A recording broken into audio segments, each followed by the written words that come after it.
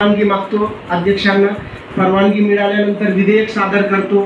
विधेयक सादर केल्या विधेयकालाच आपण प्रस्ताव देखील म्हणतो, इंग्रजीत त्याला बिल म्हणतात।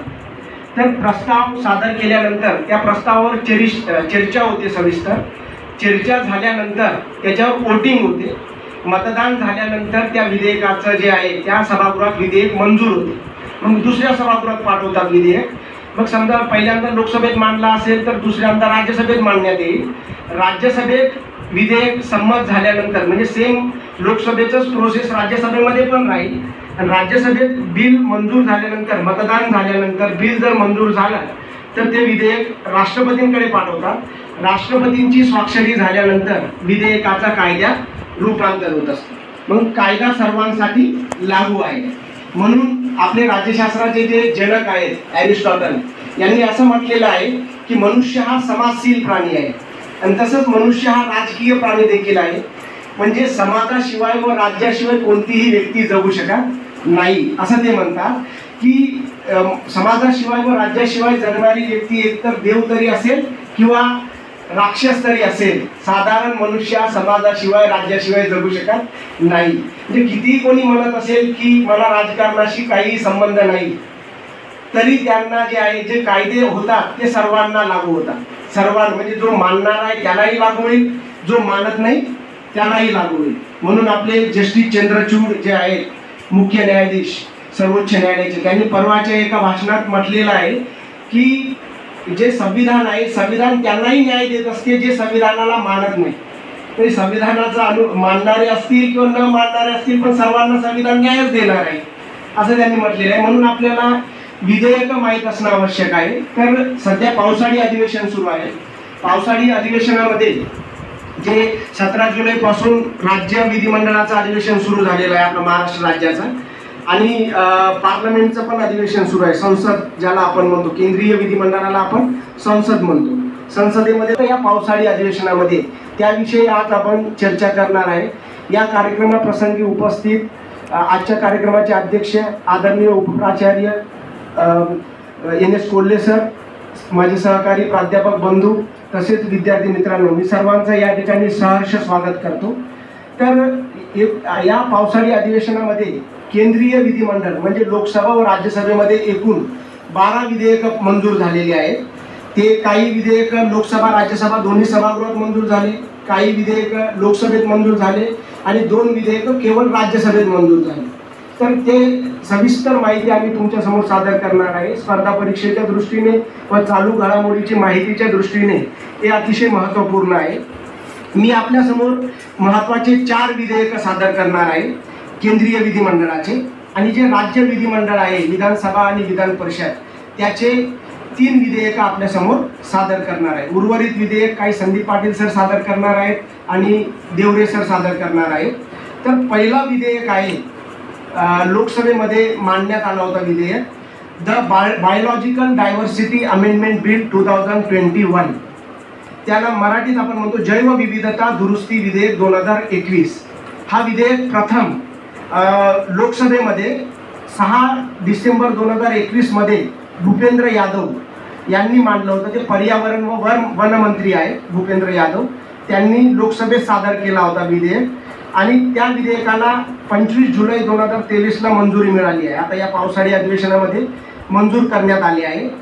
तर हे बायोडायव्हर्सिटी जे बिल आहे ते जैवविविधतेच्या दृष्टीने अतिशय महत्त्वपूर्ण आहे। आपले जे वनसंपदा आहे, वनसंपदा आणि आयुर्वेद याला चालना देण्यासाठी व त्याचा विकास करण्यासाठी म्हणून हा बिल सादर केला आहे असं भूपेंद्र यादव यांनी लोकसभेत स्पष्ट केलेलं आहे।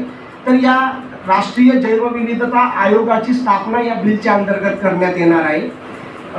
त्याला आपण नॅशनल बायोलॉजिकल अथॉरिटी म्हणतो, राष्ट्रीय जैवविविधता प्राधिकरणची स्थापना या बिलच्या अंतर्गत करण्यात येणार आहे।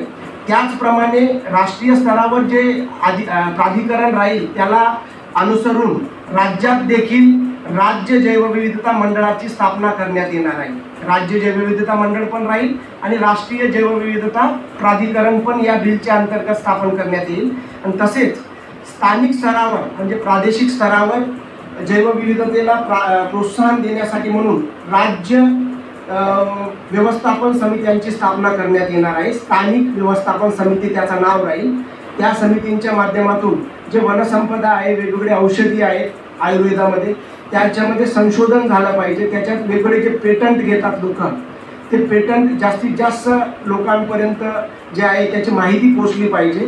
आणि तसेच परदेशी गुंतवणूक वाढली पाहिजे. जसं विदेशी गुंतवणूक आयुर्वेदामध्ये कमी आहे, तर ते आयुर्वेदामध्ये परदेशी गुंतवणूक वाढली पाहिजे.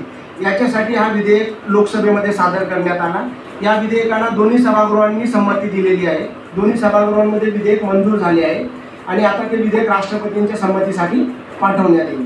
पण राष्ट्रपतींच्या संमतीनंतर विधेयकाचं कायद्यात रूपांतर होईल. दुसरं महत्त्वाचं विधेयक आहे the national dental commission bill 2023, राष्ट्रीय दंतवैद्य आयोग विधेयक 2023.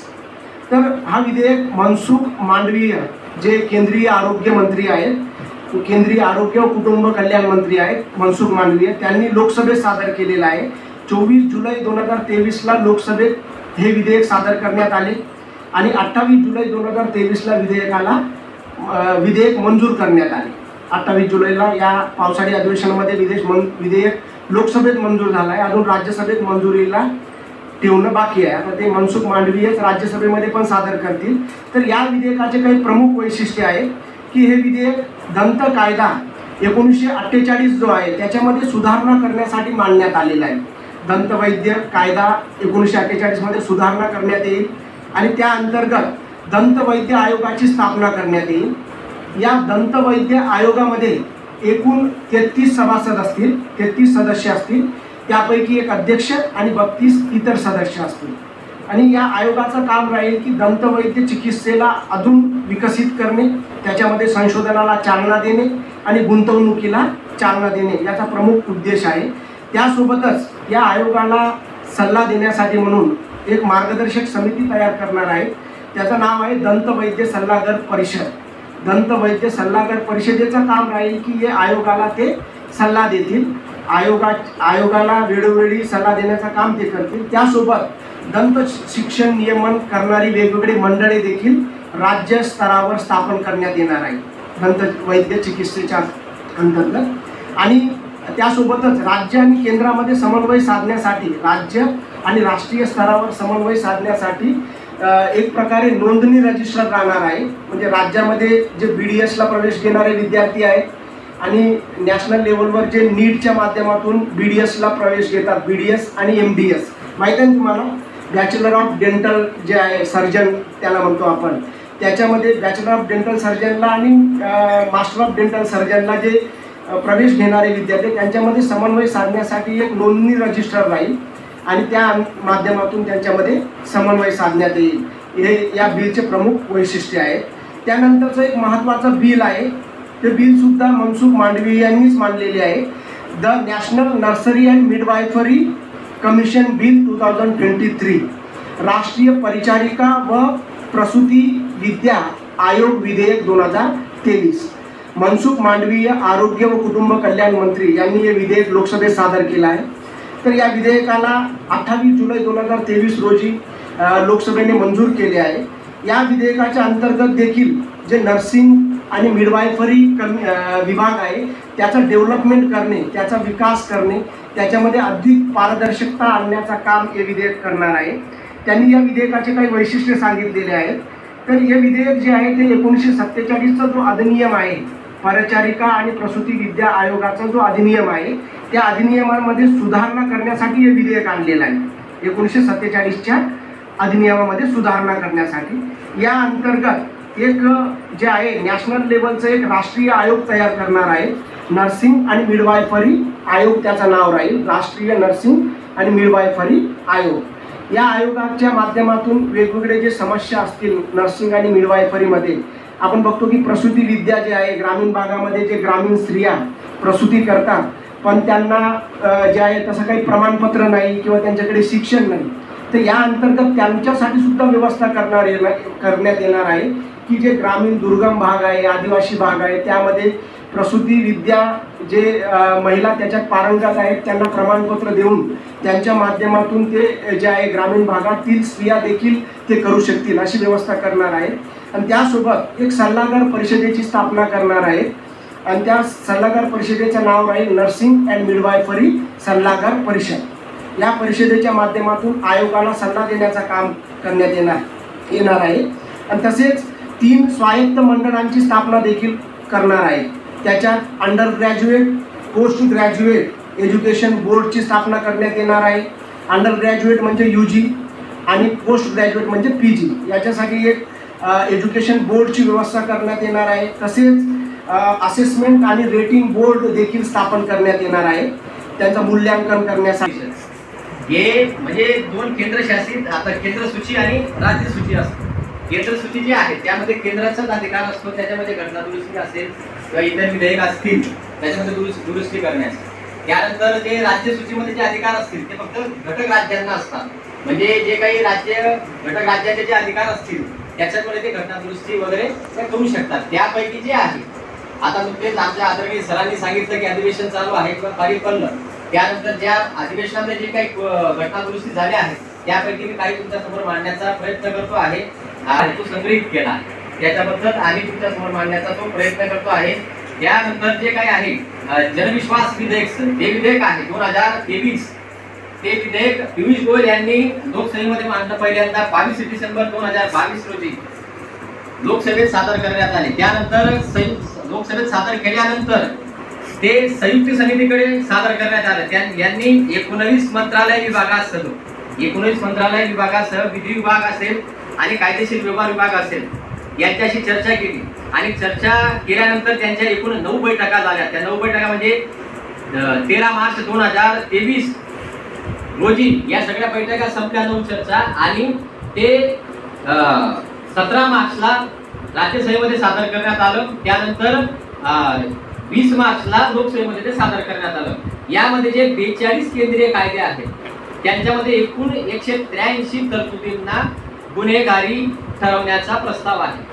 आता गुन्हेगारी ठरवण्याचा प्रस्ताव आहे त्याच्यामध्ये काही तरतुदीमध्ये असं आहे की कारावास किंवा दंड काढून टाकण्याचा प्रस्ताव आहे, त्यानंतर तुरुंगवास काढून दंड आकारण्याचा प्रस्ताव आहे, त्यानंतर तुरुंगवास काढून दंड आकारण्याचा प्रस्ताव आहे। म्हणजे नेमकं काय आहे, एक प्रकारे जी जे काही जनतेचा विश्वास आहे, उदाहरणार्थ जे बी मटेरियल असतील, खते असतील, जे काही म्हणतात आपण जे शेतामध्ये जे वेगवेगळे खते बियाणे वापरत असतो त्याच्यामध्ये काहीतरी कॉपी राईट असतं की ते शेतकऱ्यांना फसवलं जातं, त्याच्यामध्ये सुधारणा होणं गरजेचं आहे। म्हणजे याच्यामध्ये काय आहे की शेतकऱ्यांचा किंवा जनतेचा विश्वास, आपण कोणताही शेतकरी पेरणीच्या वेळी जे काही बियाणं किंवा खते घेत असतील ते हे 100% पारदर्शक किंवा खरं आहे का, ओरिजिनल आहे का, याच्यामध्ये जनतेचा किंवा शेतकऱ्यांचा विश्वास काही प्रमाणात संभ्रमणावस्थेमध्ये होता। त्याच्यामध्ये ते घटनेमध्ये ते दुरुस्त अशा पद्धतीने करण्यात आली की त्याच्यामध्ये जर समजा काहीतरी कॉपीराईट म्हणजे एकदम डुप्लिकेटपणा जर आढळला तर त्याच्यानुसार हे कायदे आहेत, त्याच्यामध्ये जर समजा आढळला तर त्याला कारावास किंवा दंड आहे। समजा कारावास त्याचा रद्द करण्यात येईल तर कारावास नंतर त्याला दंड जास्त प्रमाणात आकारण्यात येईल, नाहीतर मग काय आहे की तुरुंगवास काढून त्याचा दंड जो काही आहे त्याच्या दंड जो प्रमाण आहे त्याचं दंडाचं प्रमाण वाढवणे। त्यानंतर म्हणजे जे काही रबर कायदा असेल, चहा कायदा असेल 1947चा, रबर कायदा असेल 1953चा, त्यानंतर कृषी उत्पादन कायदा असेल, यामध्ये एकूण असे 42 कायदे आहेत केंद्रामध्ये, त्याच्यामध्ये सुधारणा करण्यात आली। ही लोकसभेमध्ये हे विधेयक पारित झालं, ते पुढे भविष्यात आता राज्यसभेमध्ये मांडण्यातच येईल, कारण की लोकसभेमध्ये आणि राज्यसभेमध्ये जर एखाद्या विधेयकमध्ये जर समजा काहीतरी गोंधळ निर्माण किंवा दोघांचं मत नसेल तर एक संयुक्त समिती बसवली जाते। त्या संयुक्त समितीमध्ये ते याच्यावर चर्चा करतात, त्याच्या जे काही चांगल्या गोष्टी असतील जनतेसाठी किंवा इतर जे काही खाते असतील त्यांच्या संदर्भात ते समिती तो अहवाल लोकसभेमध्ये सादर करतात। लोकसभेने त्या अहवालात ज्या काही समितीने जे काही निदर्शने दिली असतात, म्हणजे जे काही मत व्यक्त केले नसतात याच्यात या गोष्टींची सुधारणा आवश्यक असणं गरजेचं आहे। या सुधारणा मंजूर करणं, नामंजूर करणं, काही गोष्टी घेणं, त्यानंतर ते राज्यसभेमध्ये टाकणं, या संदर्भात हे जनविश्वास विधेयक आहे की एक प्रकारे जनतेचा विश्वास बसला पाहिजे त्यासाठी। त्यानंतर दुसरं जे विधेयक आहे छत्तीसगडमधील काही समुदायांना अनुसूचित जमाती म्हणजे ST यादीत समाविष्ट करण्यासाठी संसदेने घटना दुरुस्ती केली आहे। संसदेने म्हणजे म्हटलं या ठिकाणी म्हणजे संसद म्हणजे काय, लोकसभा, राज्यसभा आणि राष्ट्रपती हे 3 घटक ज्यावेळेस एकत्र येतात त्याला म्हणतात आपण संसद। त्यावेळेस जे हे विधेयक जे आहे ते 25 जुलै दरम्यान राज्यसभेत छत्तीसगडच्या अनुसूचित जमातींच्या यादीत काही समुदायांचा समाविष्ट करण्यासाठी संविधान आदेश विधेयक मंजूर करण्यात आले आहे. त्या डिसेंबर 2022 मध्ये लोकसभेत प्रथमतः मंजूर झाले होते. त्यानंतर त्या मंजूर झाल्यानंतर राज्यसभेतही ते 25 जुलै रोजी मंजूर झाले आणि त्याच्यामध्ये संसदेची ती मोहर लागली आणि त्याच्यामध्ये जे काही छत्तीसगडमध्ये जे अनुसूचित जमाती असतील, ज्या अनुसूचित जमाती असतील की ज्या म्हणजे एसटी कॅटेगरीमध्ये त्यांना समाविष्ट करण्यात आले, त्या अनुसूचित जमाती की ज्यांना ते त्या संदर्भात जे आरक्षणाची जी तरतूद होती त्यांच्यापासून ते काहीतरी त्यांना ते उपभोग घेता येत नव्हता, म्हणून ते अनुसूचित असे 5 जमाती आहेत. त्यापैकी एक धनुवार आहे, दुसरं धनुवार आहे, तिसरं आहे किसान, चौथा आहे सौंद्रा सोरा आणि 5वं जे आहे बिंजिया. हे जे काही जमाती आहेत या जमातींना एसटी कॅटेगरीमध्ये म्हणजे अनुसूचित जमातीमध्ये त्यांना समाविष्ट करण्यात आलं. म्हणजे छत्तीसगड घटक राज्याचं विनंतीनुसार, आधी विनंतीनुसार म्हणजे काय, आता कोणताही समाज असेल तर एखादा समाजाने जर सांगितलं की मला एसटी कॅटेगरीमध्ये आम्हाला टाकण्यात यावं तर डायरेक्ट सहज शक्य आहे का नाही, तर त्याच्यावर आधी सर्वे होतो. घटक राज्य सरकारची त्याला राज्यपालला विनंती करावा लागतो, राज्यपाल राष्ट्रपतीला विनंती करतात, त्यानंतर ते विधेयक संसदेमध्ये मांडलं जातं आणि ते मांडल्यानंतर त्या विधेयक जर दोन्ही सभागृहांनी आमच्या विभागाचे विभाग प्रमुख डॉक्टर डी करदपवार सरांनी आणि तसेच आमचे सन्मित्र संदीप पाटील सरांनी काही विधेयकांच्या संदर्भात चर्चा केली.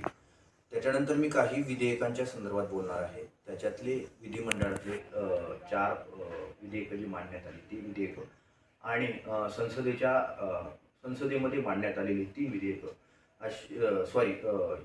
विधिमंडळातले मांडण्यात आलेली 3 विधेयकं अशी 7 विधेयकांच्या संदर्भात मी बोलणार आहे. त्याच्या आधी मी विधिमंडळातल्या संदर्भातल्या जे काही विधेयकं पारित झाली त्या विधेयकाच्या संदर्भात बोलू इच्छितो. पहिलं जे आहे मुंबई महानगरपालिका सुधारणा विधेयक 2003 या संदर्भात बोलत असताना मुंबई महानगरपालिकेमध्ये साधारणतः स्वीकृत नगरसेवकांची जी काही संख्या होती ती साधारण 5 होती. त्याच्यानंतर स्वीकृत सदस्यांची संख्या वाढवण्यात आली, ती झाली 10. म्हणजे आतापर्यंत स्वीकृत सदस्यांची संख्या एकूण टोटल 10 नगरसेवकांची संख्या ही वाढवण्यात आली आणि ती 10 झालेली आपल्याला दिसून येते. आणि ही जी स्वीकृत सदस्यांची 10 नगरसेवक जी संख्या वाढवण्यात आली त्यासाठी आपल्या महाराष्ट्राचे मुख्यमंत्री आणि नगरविकास मंत्री एकनाथराव शिंदे यांनी हे विधेयक मांडण्यात आलं. तसंच विधिमंडळाच्या संदर्भात काही विधेयकांच्या संदर्भात मी फक्त ओरली मी बोलू इच्छितो. महाराष्ट्र ग्रामपंचायत आणि महाराष्ट्र जिल्हा परिषद व पंचायत समिती सुधारणा विधेयक 2023 जात वैधता प्रमाणपत्राच्या संदर्भात मुदतवाढ देण्यासंदर्भात ही एक तरतूद करण्यात आलेली आहे. तसेच महाराष्ट्र सहकारी संस्था दुसरी सुधारणा विधेयक 2023 अध्यादेश क्रमांक 2चे रूपांतरित विधेयक सदस्यांच्या सक्रिय सहभागाचे सुनिश्चित करण्यासाठी व प्रोत्साहन देण्यासाठीची तरतूद दिलीप वळसे पाटील यांनी हे विधेयक मांडलेलं 28 जुलै रोजी दिलीप वळसे पाटील यांनी मांडण्यात आले. त्याच्यात महाराष्ट्र सहकारी संस्थेच्या संदर्भात जे काही अधिनियम कलम 73 व 101 मध्ये सुधारणा करण्यासंबंधी आहे. तसेच ज्यावेळी आपण एखादी संस्था त्याची सर्वसाधारण सभा नोंदणी झाल्यापासून होईल सहकारी संस्थेत थकबाकी प्रकरणाची वसूल करण्याचे प्रकरण सहकारी न्यायालयात वर्ग करण्यात येईल. अशा संदर्भात हे महाराष्ट्र विधिमंडळाच्या संदर्भात हे विधेयकं पारित झालेली आपल्याला दिसून येतात. तसेच 3 जे विधेयकं आहेत जे संसदेमध्ये पारित करण्यात आली त्याच्यातले जे काही आहे संसदेमध्ये पारित झालेलं संविधान अनुसूचित जमाती ऑर्डर तृतीय दुरुस्ती संविधान अनुसूचित जमाती ऑर्डर तृतीय दुरुस्ती विधेयक 2022 हे एक विधेयक पारित करण्यात आलं. त्याच्यात 9 डिसेंबर 2022 रोजी लोकसभेत हे विधेयक पारित करण्यात आलं. ते विधेयक अर्जुन मुंडा म्हणजेच केंद्रीय अनुसूचित जमाती आयोगाचे आपल्या अनुसूचित जमाती जे काही मंत्री आहेत अर्जुन मुंडा म्हणून यांनी हे विधेयक मांडण्यात आलं. त्याच्यात हिमाचल प्रदेशामध्ये लागू केलेल्या घटना म्हणजे एसटी ऑर्डर 1950 मध्ये सुधारणा करण्याचा प्रयत्न झालेला दिसून येते. या आदेशात राज्य आणि केंद्रशासित प्रदेशामध्ये अनुसूचित जमाती समजल्या जाणाऱ्या आदिवासी समुदायांची जी काही यादी आहे ती यादी आहे. हिमाचल प्रदेशातील अनुसूचित जमाती विधेयकात हिमाचल प्रदेशातील अनुसूचित जमातीच्या यादीत सिरमौर जिल्ह्यातील ट्रान्सगिरी भागातील हत्ती समुदायाचा यात समावेश होतो. जो काही हत्ती समुदाय आहे हिमाचल प्रदेशामध्ये त्याचा सुद्धा समावेश याच्यामध्ये या अनुसूचीमध्ये या विधेयकामध्ये करण्यात आलेला आहे. मी भूगोलाचा प्राध्यापक झालो, तुम्हाला तसं करता येईल आणि तुम्ही जर बसले आणि तुमचं टार्गेट जर असेल की मी उद्या भविष्यामध्ये या स्टेजवर यायला पाहिजे, प्राध्यापक होऊन भाषण देता आलं पाहिजे, असं जर तुम्हाला वाटत असेल तर त्यात वावगं असं काही नाही. हा प्रोफेशन खूप चांगला आहे.